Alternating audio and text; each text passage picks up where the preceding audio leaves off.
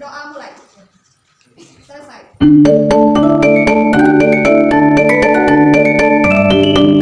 Oke, masih semangat hari ini? Masih. Alhamdulillah masih semangat ya. Ada yang tahu tidak kita akan belajar apa hari ini? Tidak.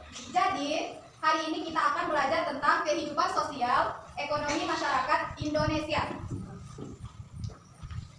Coba Ibu mau nanya, apakah kalian pernah membantu tetangga atau melihat orang berdagang di pasar? Pernah. Nah, itu termasuk ke dalam contoh kehidupan sosial dan ekonomi di masyarakat. Nah, apa yang dimaksud dengan kehidupan sosial dan kehidupan ekonomi di masyarakat itu? Siapa yang tahu? Jadi, kehidupan sosial adalah segala aspek kehidupan manusia yang berhubungan dengan interaksi dan hubungan antar individu dan kelompok dalam suatu masyarakat. Ini mencakup cara manusia berinteraksi, berkomunikasi, bekerja sama, dan membentuk norma, nilai, serta struktur sosial yang mengatur perilaku mereka.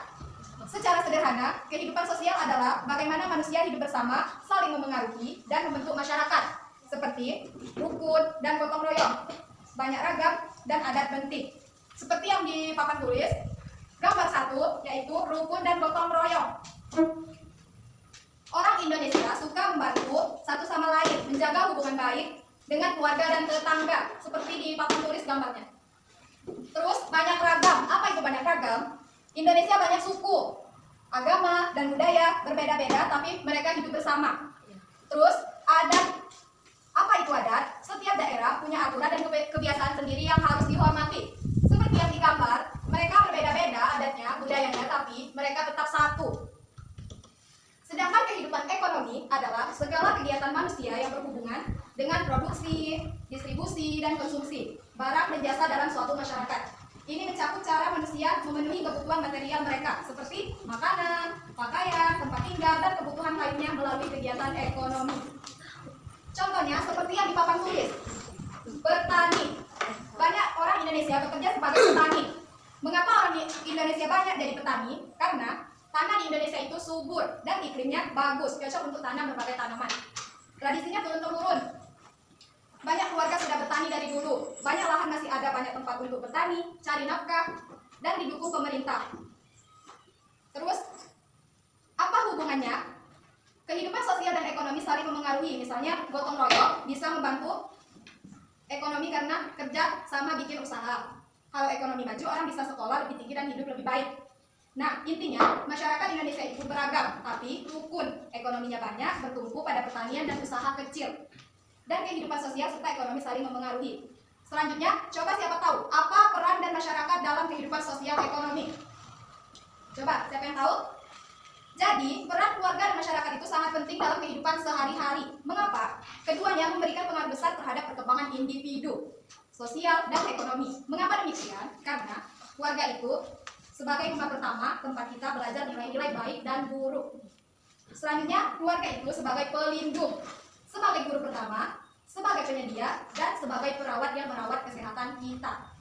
Sedangkan masyarakat itu sebagai sekolah atau tempat kita belajar lebih banyak hal, sebagai aturan, sebagai pekerjaan, yang memberikan fasilitas, yang memberikan keamanan, serta sebagai kegiatan yang mengajak kita ikut serta dalam kegiatan sosial. Contohnya di daerah kita saja, Sumatera Selatan. Keluarga dan masyarakat kita sangat kompak. Kita masih menjunjung tinggi adat, gotong royong, dan pendidikan agama dan tokoh masyarakat juga yang berperan penting dalam membimbing kita. Jadi, keluarga dan masyarakat itu saling bekerja sama agar kita bisa tumbuh jadi orang yang baik dan berguna. Nah, setelah Ibu menjelaskan materi tentang kehidupan sosial dan ekonomi tadi, di masyarakat tadi, apakah kalian sudah paham maksud dan tujuannya? Sudah. Paham.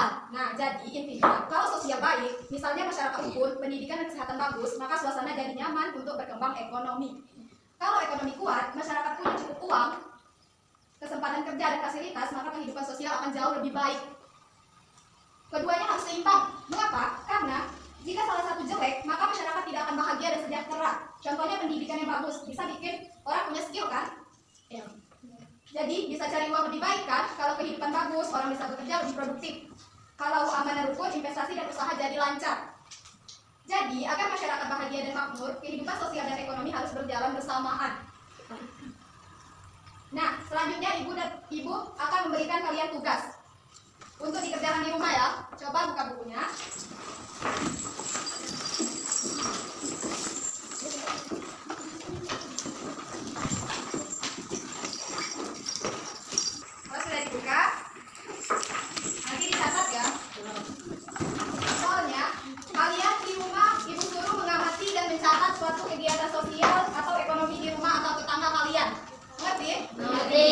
Oke,